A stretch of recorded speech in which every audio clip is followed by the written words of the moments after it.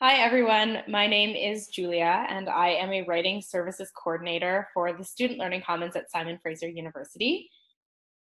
And my name is Matt. Yeah, my name is Matt, and I am a co-op student librarian at SFU Library. Awesome.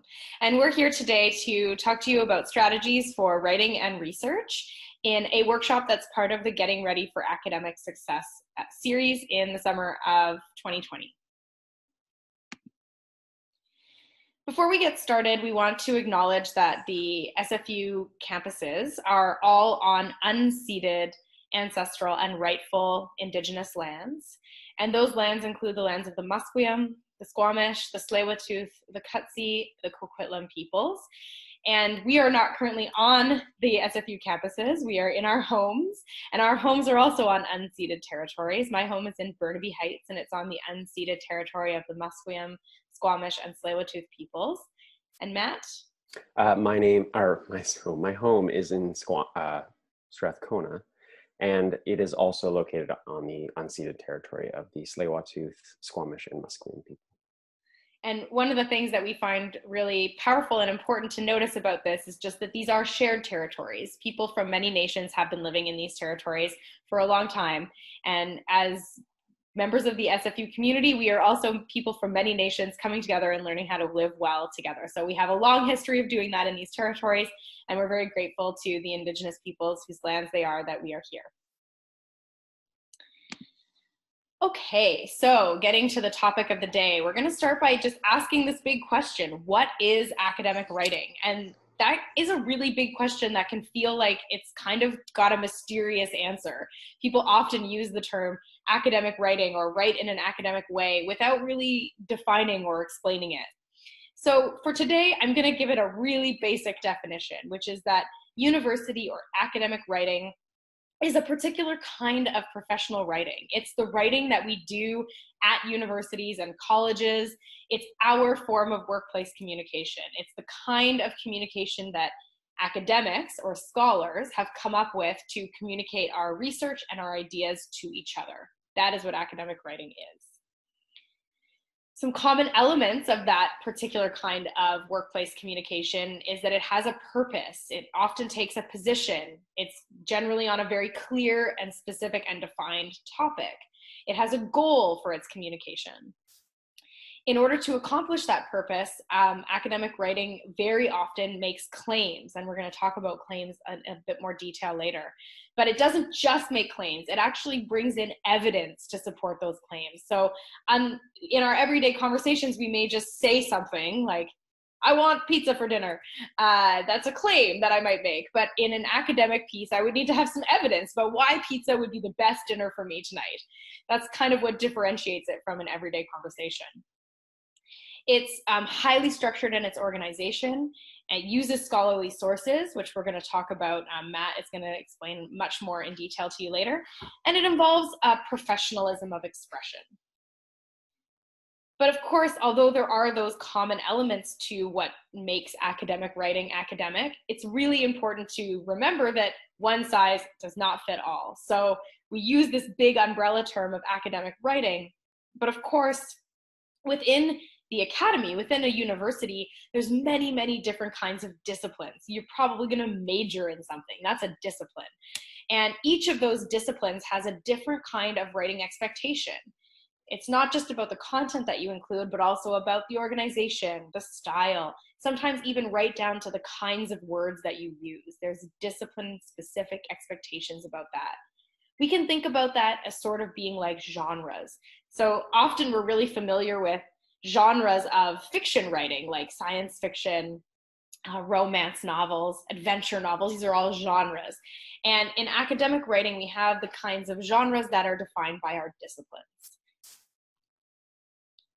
So part of how we figure out what we need to be doing for a particular academic writing task is we spend time getting to know, what is this assignment asking me to do? It can be really easy, especially once you get more advanced in your studies, to think, oh, an academic essay, I know how to write one of those. I've written hundreds of those. You probably will. But it's still really worthwhile to take the time when you get an assignment description to read that really closely. Even reread it more than one time. so that you get a sense of, what is this specific assignment asking me to do? What is it looking for? What are my criteria? Because otherwise you can end up writing something that's just slightly not quite what the professor asked for, and that can be very sad for the student. So spend time reading and rereading those instructions, highlight or underline the key words, and pay particular attention to the verbs, because the verbs are action words. They tell you what kind of action this writing that you're going to do needs to take, what is expected of this assignment. So I'm going to show you some typical verbs from assignment descriptions on the next slide. I'm not going to read through this. If you want to read through each of these definitions, you can pause the video at this point and take a longer look at it. But these are some typical words that might show up in academic writing assignments. They're not the only ones by any means, but they're common ones. And so it's worth noticing that writing a descriptive paper is quite different, for example, than writing an analytical paper. When I'm describing something, I'm being asked to pay really close attention to its features and to detail those features in my writing. When I'm analyzing something, though, I need to go into a different mode of thinking. I'm not just describing it, I'm actually trying to get at what makes this thing this thing. What is essential to it? What is meaningful about it? So I'm doing more interpretive work, whereas description may be much more observation-based work. So those two papers are going to be asking me for really different kinds of information and different kinds of writing. So I need to know that in order to accomplish the assignment appropriately. And of course, this is a tremendous pro tip that students are often very shy about going to see their professors or their TAs, feel very intimidated by that. It's quite normal to have those feelings. But remember that your professor or your TA, they're the ones who know the most about the assignment, what they want you to do, and they're the ones who are going to be looking at what you've done. So if you're unsure about what an assignment is asking you for, it's really helpful to go talk to the professor or TA and ask them a question. And I've been hearing from professors and TAs that they find that students are using their virtual office hours much more than they were when their office hours were on campus in a physical office. So if you do find that you're going to those office hours, you are in good company. Lots of students are doing that. And if you show that you're coming in with some questions that show that you've done some thinking work about this assignment already, your professor or TA is going to be impressed that you're putting in this effort to make sure you understand. They're not going to look at you and think, oh, they don't understand. They're not very smart. That's not the impression that they will get. So please do feel empowered and encouraged to go talk to your professor or TA, because they are there to help and are often very excited when students take that step to come ask them a question. Okay, so now we're moving into, you've understood what academic writing is in a big picture way. You've looked at your assignment guidelines. You've got a sense of your topic, but it's really broad. It feels like it's asking you to write about absolutely everything to do with the course. One of the first steps of both the research and the writing process is to start to narrow down that broad topic. And I have a theory that professors give really big topics on purpose because they want to see you doing that analytical work to scope it down into something more manageable from the outset. That's actually the beginning of the challenge that they're presenting you with their assignment, is to take something really broad and get more focused. So when you're doing that, when you're narrowing that broad topic down, it can be really helpful to do some pre-research or informal research.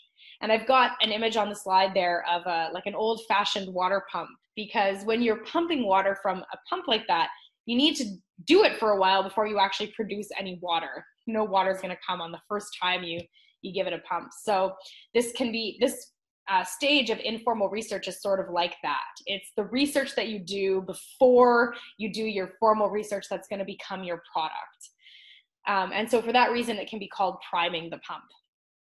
So when you're doing this informal research, it's really helpful to just ask big questions like, what are you interested in? What makes you curious? What do other people in your life know about this?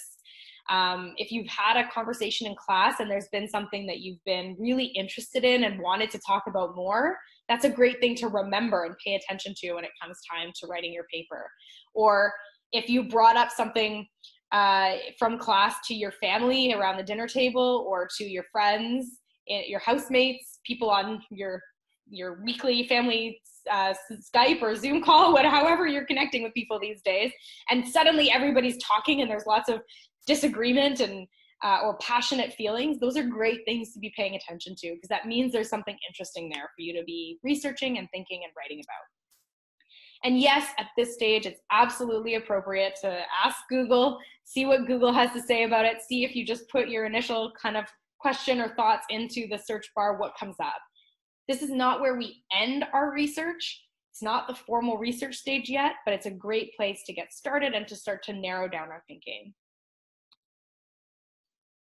And when we're doing this, when we're narrowing down our scope, we're really trying to get at what is our motivation for writing. Having a motivating question can help to make the research feel less daunting, because suddenly we know, oh, I want to find something out, and then I go and find it out. That process is at the core of what research is, and we're used to doing it all the time. We are internet savvy, research savvy people. We want to know, what cell phone plans should I get? So we research all these different companies. We're very used to this process, but when we bring it into the formal realm of academic research, it can feel really overwhelming. So coming back to that motivating question, something you actually want to find out about, something that you care about, something that you have a reason for asking, can help to make the research process less daunting, and also help you to write a paper in the end that's more interesting to you. And if it's more interesting to you, it's probably going to be more interesting for your reader as well. So again, I'm not going to read all of these questions off the slide for you. You can hit pause at this point if you want to read them. These are just some sort of question prompts to get you started, to be thinking about, what is this thing? When did it start? These kinds of questions. And I put at the bottom there in a different color, who disagrees and why. So this is another really important move of academic writing, is that we're generally trying to be as well-rounded as we can when we think about a topic. We're not trying to just decide we already know what we want to say about something and just say that and only listen to the people who agree with us. The work of academic research and writing is to try to get as well-rounded an idea of a topic as we can. So paying attention to, I think this is how I think about or feel about this topic, but what are some other perspectives, and who might disagree, and why would they have that perspective, is really, really helpful for doing effective, well-rounded academic or scholarly research. And with that, I'm going to hand it over to Matt for the next several slides. Thanks, Julia. So once you've asked those questions, you've started generating those questions, and you're started to focus in on what your topic is, you'll want to find some research sources, and that's actually where SFU's collections are actually going to be particularly useful. So SFU has a huge amount of resources available, even during this era of COVID-19. Online, you're going to find, I'm going to throw a few numbers at you. You're going to find 1.1 million ebooks, 98,000 e-journal subscriptions, and access to just a whole bunch of helpful databases. And these can be difficult to navigate sometimes. And while we will talk about search strategies today a little bit, not much, but a little, it also is useful to know that there is research help available to you online. As it says on the slide there, you can email our Ask a Librarian service or a liaison librarian specific to your research area, or just use the online chat service Ask Away for research needs. However, there's also access to certain print collections. As we record this, there is currently a possibility for contactless pickup at the Bennett Library in Burnaby, or you can scan chapters from print books, or request that rather, at all library locations right now. But this might change, this is going to change, access is going to change as we learn more and as things develop and shift with COVID-19. So the best thing you can do is double check the latest updates on SFU's response to COVID-19 page, which is at the URL listed on the slide. But in terms of finding those research sources, you need to actually search for them. So how do you find all of these research resources available through the library? Well, just use that friendly search box on the library's website. You can find pretty much everything here: books, ebooks, articles, movies, library guides, and more. And when you're ready to do deeper research in a subject area, you might also want to use a specific library database. The library has, as I said, hundreds of databases that can include specialized resources for many different subject areas. This isn't something we'll be able to cover in depth today, but just a tip that it can be really helpful to learn some search strategies, or techniques rather, like how to use magical things like Boolean operators, or power searching, things like that. Academic databases work quite differently than search engines like Google, and it helps to know just how to speak the database's language. And to learn more about this, you can, as I said before, ask a librarian. We'll show you all the ways you can get in touch with us for personalized research help at the end of the session. And there are also really helpful resources on the library website, including guides to various search techniques, like the ones I've already mentioned, like power searching and Boolean operators.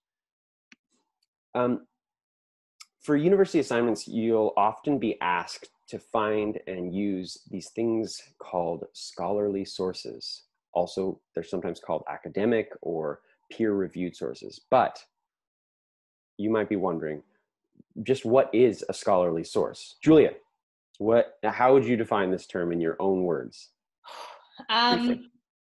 I would define a scholarly source as, since I'm a writing specialist, I would define a scholarly source as one that I could use in my writing to back up my claims with convincing evidence. Right. That's definitely a huge part of it, right? That's one of the reasons you're trying to get those items is to back up your claims.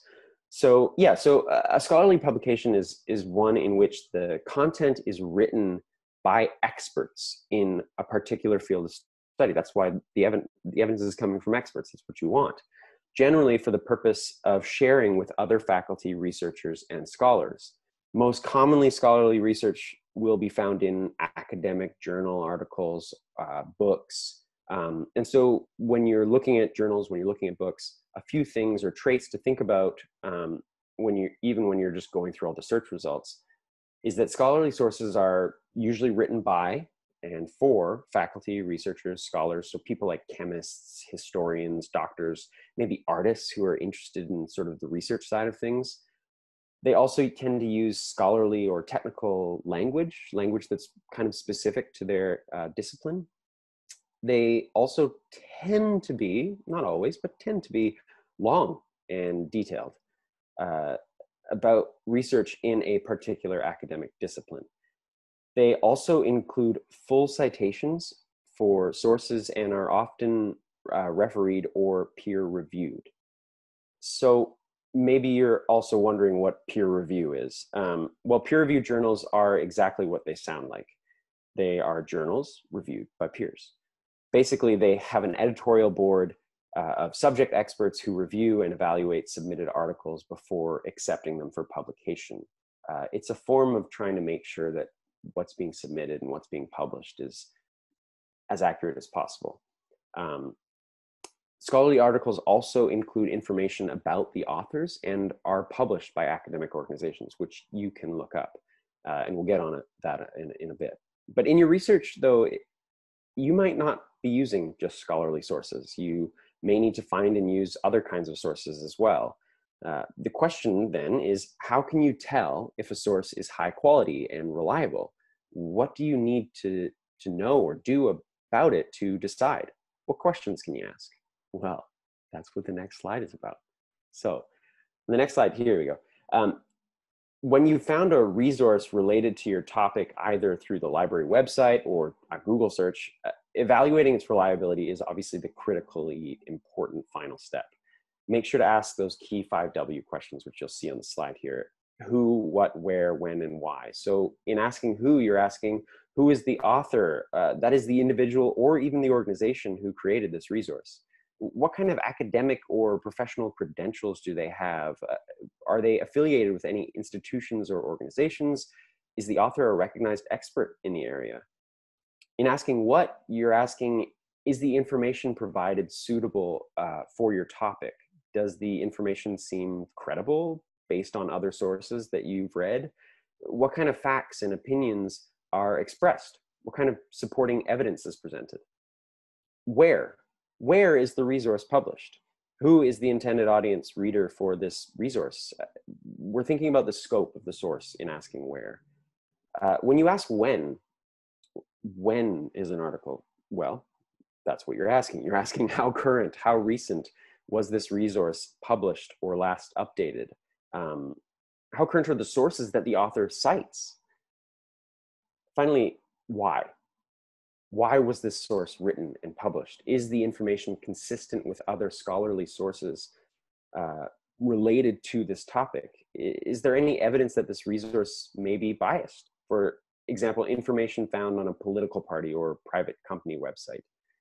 Are the author's sources clearly cited? Are there references or a bibliography? Can they be easily verified? Does the source contain advertising? If so, are the ads clearly separated from the content, and on and on and on? So there's lots of questions to ask, and all of it is meant to ensure that a source is reliable only so that this only helps the reliability of your own research project.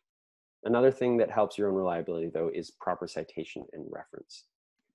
So why do we reference?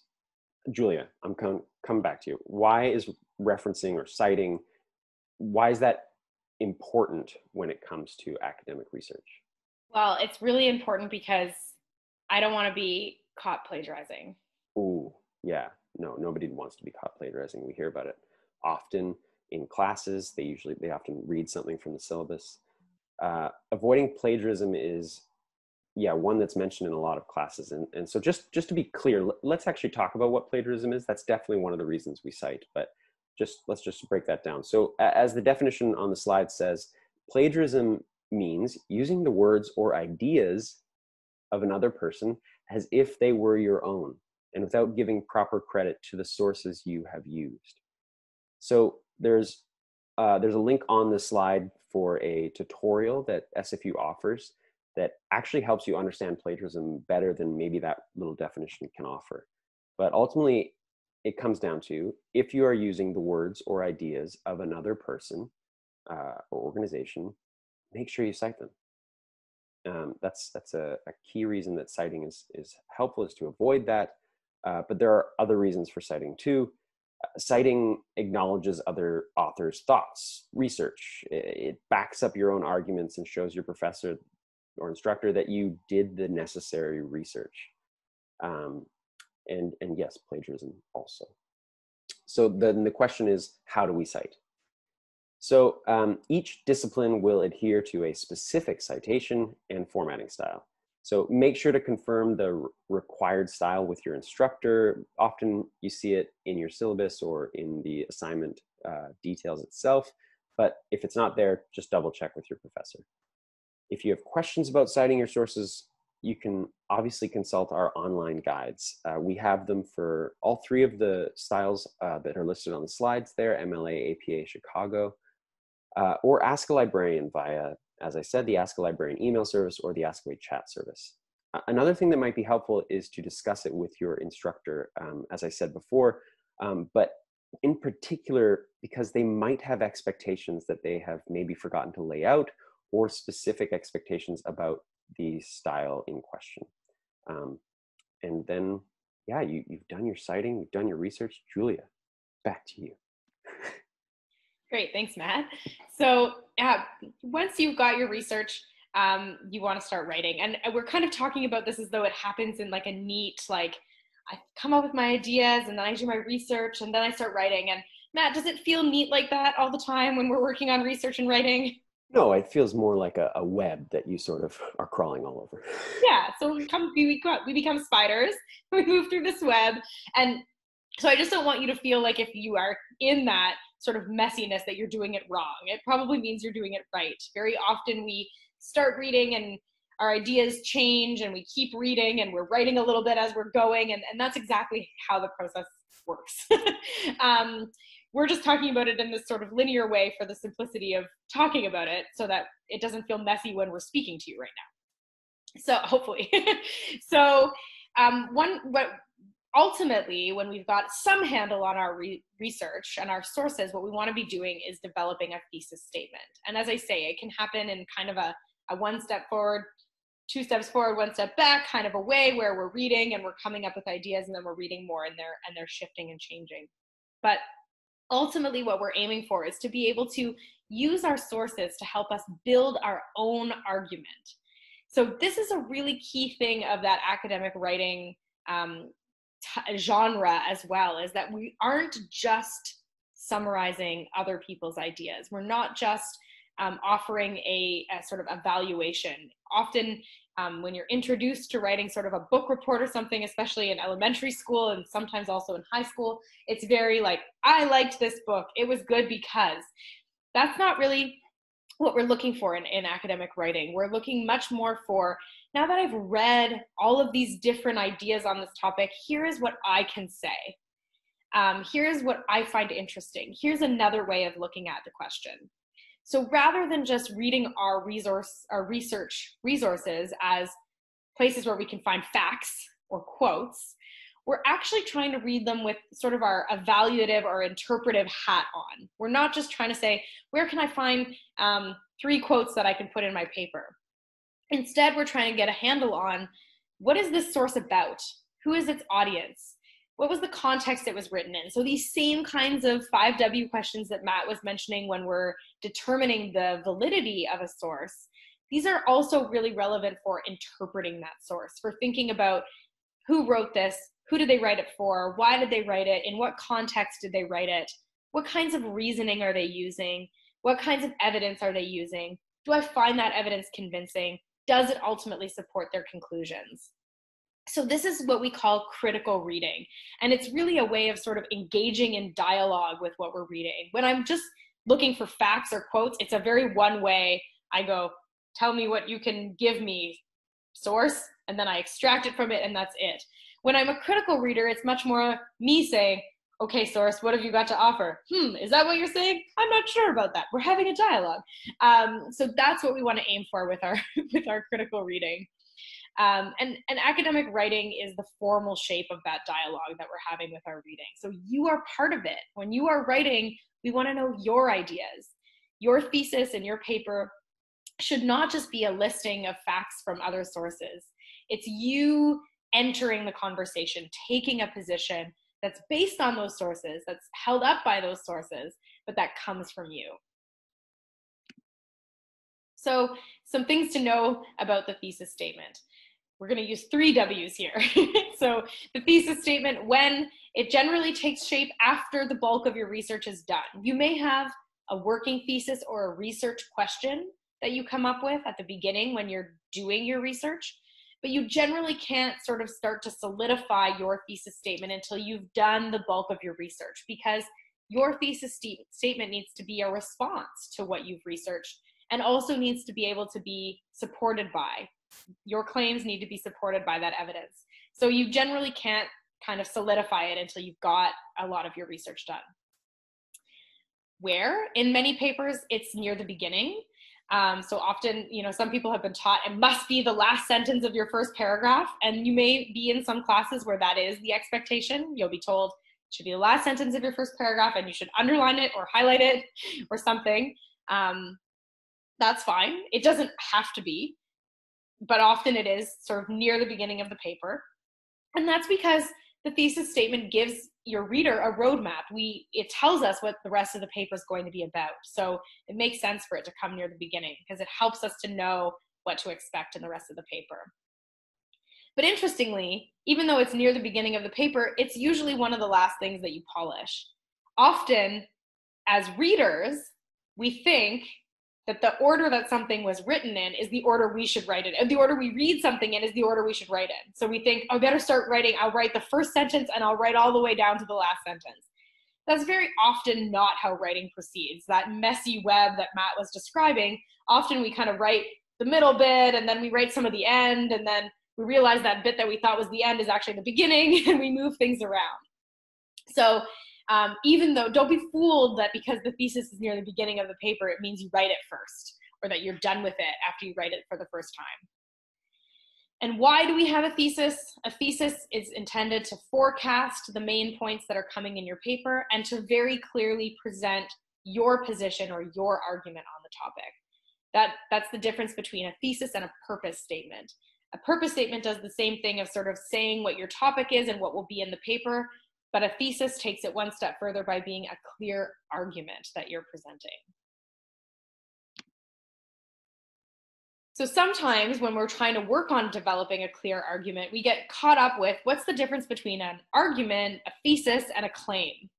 So a simple claim is one that, a claim is a statement that requires proof or evidence to be believed.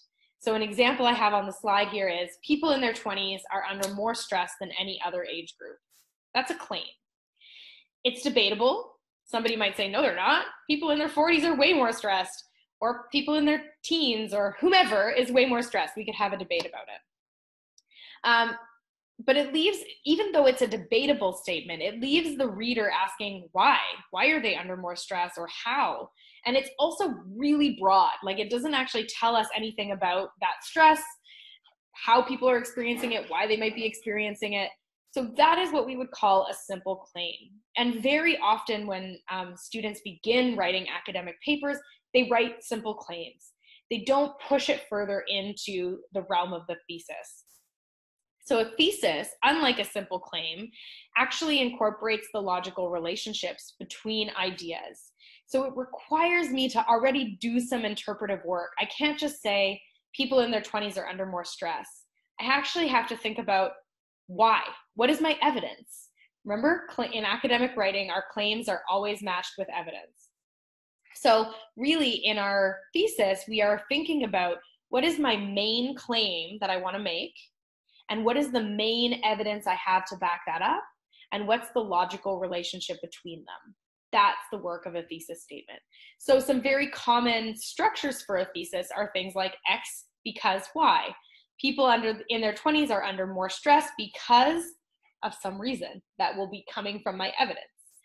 Or although Z, X also needs our attention. Or even though Z is the case, X needs our attention because of Y. So we're presenting these logical relationships between what we want to say, what we found out from the research, and how that evidence backs up our argument. And you'll notice that the words on the slide that are bolded, there's because, although, even though, another because, these are called subordinating conjunctions. So coordinating conjunctions, which are our fanboys, for, and, nor, but, those guys, they just stick things together. I have this and I have this. But subordinating conjunctions, they don't just put two things together. They actually tell us something about the relationships between those two things. So if I say I have this because I have this, suddenly I've made the first one dependent. I wouldn't have this one without this one. So the grammatical work of subordinating conjunctions is that they tell us something about the relationship between ideas. And that's what we want to do in our thesis, is we want to tell our reader our argument is the relationship between a claim and the evidence that backs it up. So I have an example here on the slide. Because stress management programs can help students cope with pressure, we should pilot a program that focuses specifically on first-year students and the pressures they experience. So you'll notice in this, I kind of flipped it. I put the because at the beginning, but it's still doing the same work. The why here, the second part of the sentence, is my claim. I'm saying we should pilot a program and it should focus on first-year students. I'm making that claim. But I'm not just presenting my claim. I'm presenting the evidence as well. And that evidence is because stress management programs can help students cope with pressure. So a really useful trick that I've learned when I'm trying to draft a thesis is I write my initial thesis and then I look at it and think, does this leave me asking a why question? Does it leave me asking, why do I want to say this? And if it does, how can I answer that why question? And then I put that into the document as well, because a thesis should provide an answer to a why or a how, not just present a claim. So writing a thesis statement can really help us to get organized, because once I know this is the argument I'm going to make in my paper, it becomes easier to decide what evidence do I need to present to convince my reader of this argument. So because my thesis is forecasts my points, it helps me to make an outline. That being said, sometimes it can be really hard to write the thesis first. You can be having trouble because that's the place where you really need to come up with your own argument. That's big, big interpretive work. So if you're having trouble coming up with the thesis, you can also try doing it in the opposite order, and you can just start to organize your evidence. So when you did your research, what did you find out? And start to connect that evidence into themes. And when you do that, you can look for, here's how that kind of, this is the picture that I'm getting from that. Here's the logical order. Here's how they connect to each other when I organize all of this evidence that I have. And doing that exercise can help you to better understand what you have found out through your research and what you want to say about that in your paper. So here's a really basic example of an outline. It just puts my thesis statement at the top. So my example here is, students in their early 20s are susceptible to stress because they must manage many conflicting demands on their time. Excuse me, a stress management program would help students deal with these pressures. So a couple things you'll notice there. My thesis statement is not just one sentence, and it doesn't have to be. That's another one of those things that students have often been taught, that thesis is just one sentence. But often if I'm trying to convey a complex idea, it's way better to break it down into multiple sentences than to have one really long, really complicated sentence that my reader cannot follow. Two, you'll notice here that I have the same basic claim that I had a couple slides ago about students in their early 20s being susceptible to stress, but now I've connected it with some evidence. So I say, because there's a reason why I would say this group is experiencing stress, and it's because they're managing many conflicting demands on their time. The other thing that helps me to do is narrow down what I'm going to write about. Because when I just say students in their 20s are under more stress than anyone else, I have to write about absolutely every kind of student in their 20s and absolutely every kind of stress that they could be experiencing, as compared to absolutely everybody else, in order to be convincing. And we want our writing, our academic writing, to be convincing. We want our reader to at least follow the logic of it and not want to just stop reading it. And so we can't be that broad. So here I've narrowed it down to talking about the many conflicting demands on their time that these particular students are experiencing. And I've also suggested a way to help with it. So thesis statements don't always have to do that, make recommendations, but it can be a kind of expectation in certain kinds of academic writing that you are making recommendations as well. So once I have that thesis, then I can decide for myself, what does the rest of my paper need to include to help me make this argument and do it in a convincing way. So first I need to actually define what is stress, right? There's actually lots of different definitions of stress, and I could do lots of research about that. So my first body paragraph is going to define that, and it's going to focus in on some major sources of stress for younger students. And then I'm going to look at, how are these students currently coping? Because I'm making a recommendation about a stress management program, I want to know, what are the current coping strategies that are happening? Then I want to define what a stress management program is, and I want to follow that up with some options for ensuring the program is actually helping those students with the things that are causing them stress. In my conclusion, I'm going to look at, how would the students benefit, how would the university benefit, and what the next steps should be. So the conclusion is doing the work of really zooming out and saying, why does this matter? So that's a really basic outline that I can make to help guide me in my writing. And your outline can be even more basic than that. It can just be point form words to get, this paragraph's going to be about this. Paragraph 2 is going to be about this. And it can also be much more detailed, where I actually include, some specific resources that I'm going to reference in every paragraph. And the more time you spend going through drafts of your outline and building up your ideas, the less time you need to spend writing, because you will already have structured what the paper will look like, but through outlining. I want to emphasize here that drafting and revising are both essential. It's not, while many people tell me that they come into university having written all of their papers to that point the night before and handing them in, and it's been just fine. I'm sure it has. But the reality is that even if your rushed writing that happens the night before is just fine, everyone's writing improves with revision. There are almost no authors I can think of who say, I wrote this and I never looked at it again and it went to press. Most writers, especially the ones that you probably most admire, will say, I spent however many years writing this and then double that in revising it. So remembering that first draft is just adding flesh to the skeleton of your ideas. It always can improve by more work and more attention looking through it. And that work can happen through revising, editing, and proofreading. But Matt, are those just 3 words that mean exactly the same thing? No. Is the answer no? That's right, Matt. Oh, good. No. Oh. Sometimes they are used interchangeably, which can make it confusing, but they are and can be understood as 3 separate processes. And it can be really helpful to have them separate, partially because proofreading is the easiest one. So often, especially when we're just tired and we've been working on a paper for a long time, we can think, okay, I just want to finish this. I'll just quickly go through it and make sure there's no typos, or fix my commas, and go back and forth for 25 minutes about whether I want V or A here. That's proofreading. Proofreading is making sure that there's no kind of glaring issues, typos, mistakes, that sort of thing. And it is the easiest of the 3 stages, and often the one that people have been most taught to do. We don't want to just proofread because what can escape our attention if we're only proofreading is the work of revising and editing. So they go back, they cascade back up. So from the very fine detail of I'm just making sure there's no errors, all the way to when I'm revising, I'm actually going back to looking at my assignment guidelines. Remember I said read and reread them and come back to them. So I look at what I've done and what my assignment guidelines are, and I think, did I meet all of these criteria? And I actually I check it across that. That's a revision stage. Really high level. I also look really specifically at my thesis.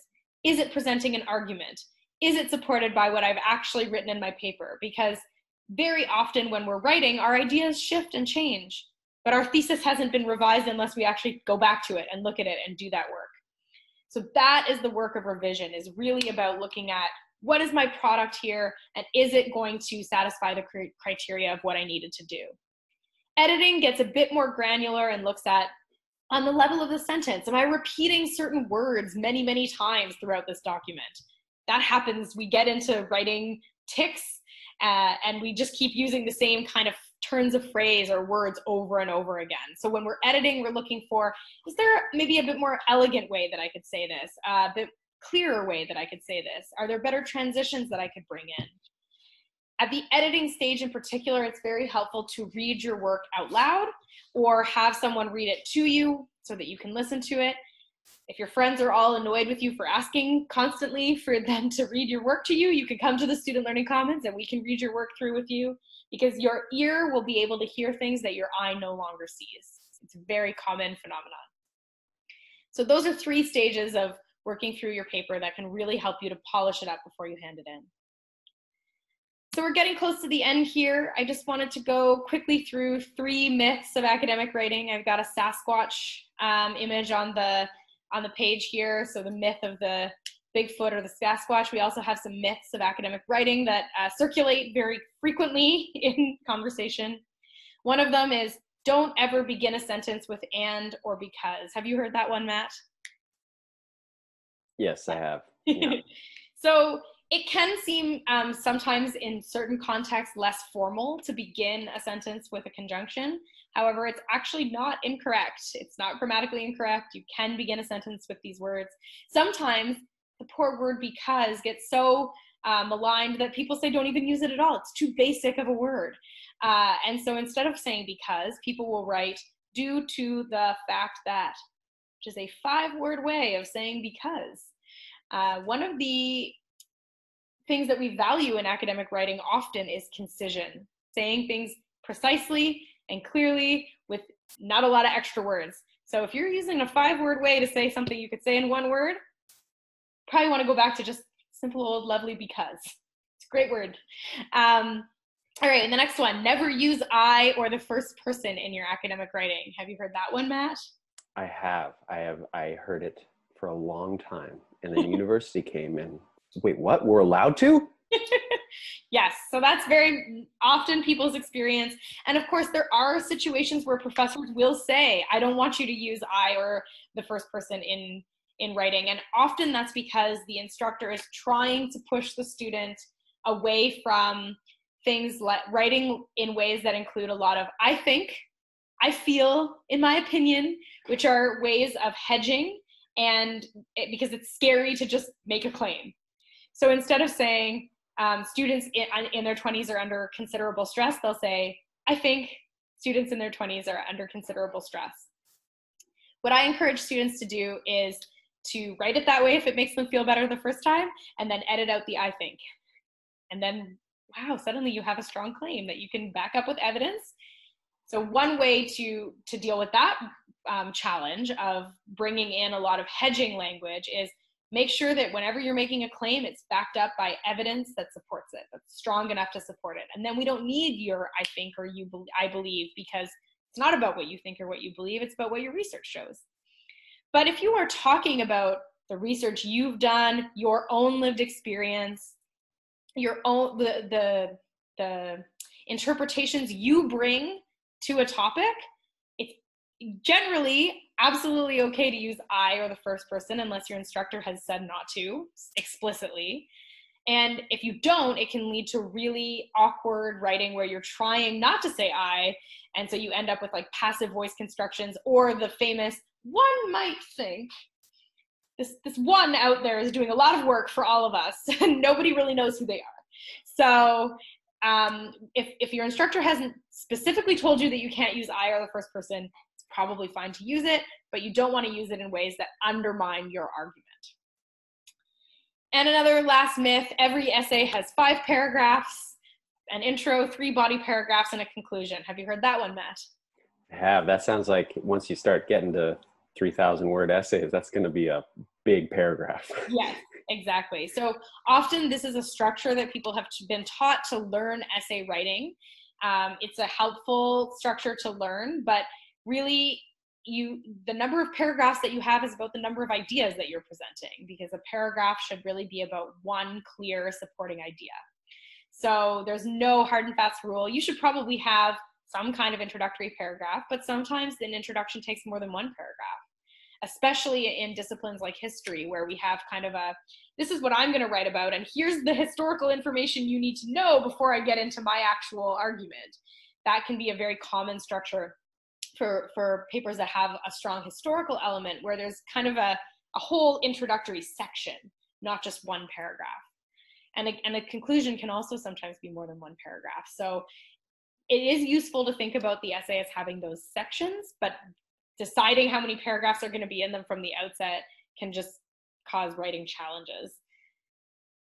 Okay, so now we're going to ask you to apply your learning. So pretend that you've received this essay prompt, which is write an 800-word research paper about the way that technological innovations have impacted communication.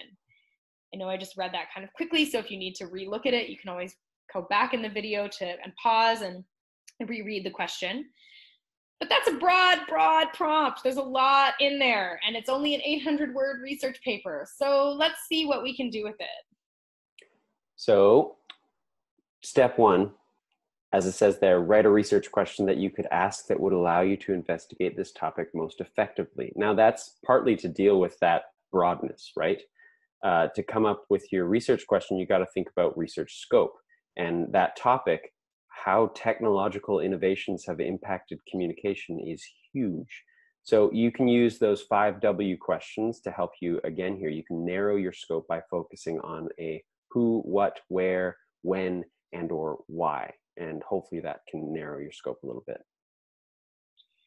And then for step 2, once you have your research question, I want you to try to answer that question. It's a first draft thesis statement. So that can be a helpful way of thinking about the relationship between a research question and a thesis statement, is that one asks a question and the other one presents your answer to that question, the answer that you've come up with based on your research. Now, I don't want you feeling like you have to go out and do a whole bunch of research for a paper that you're not going to write.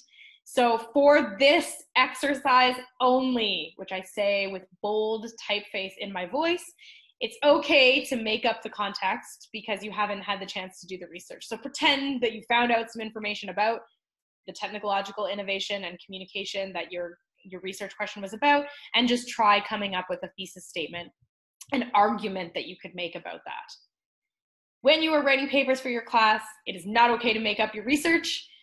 That's not what research is, but for the purposes of this exercise, which is really just about getting you to draft a research question and a thesis statement and to see the difference between them, I will give you permission.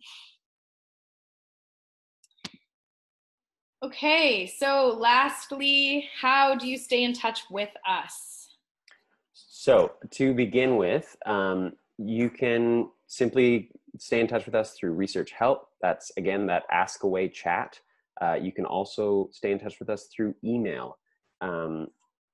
You can also book consultations with librarians. You can get help with search strategies, citations, finding resources, asking for search term help.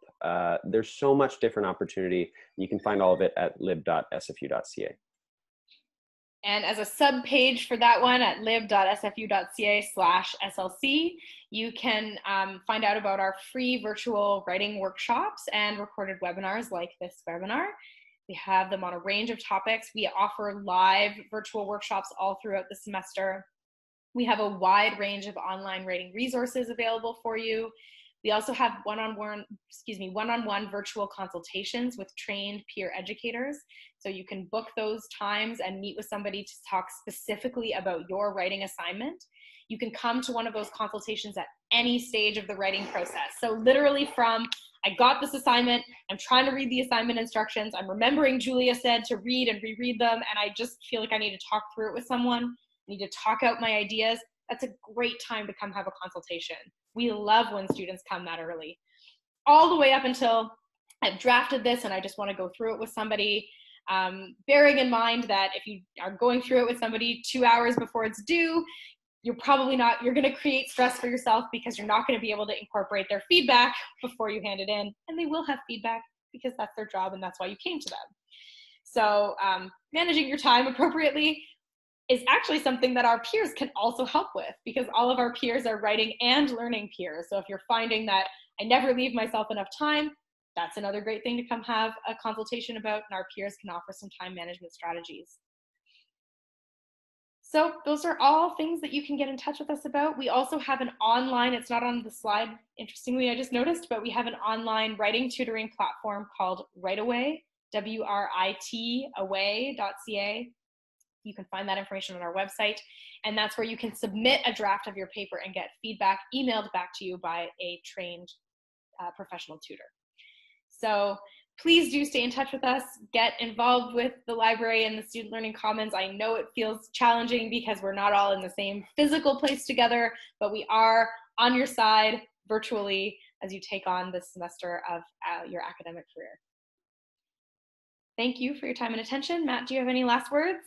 No, I hope that was helpful, and good luck in all your research in the future. Awesome. Thank you.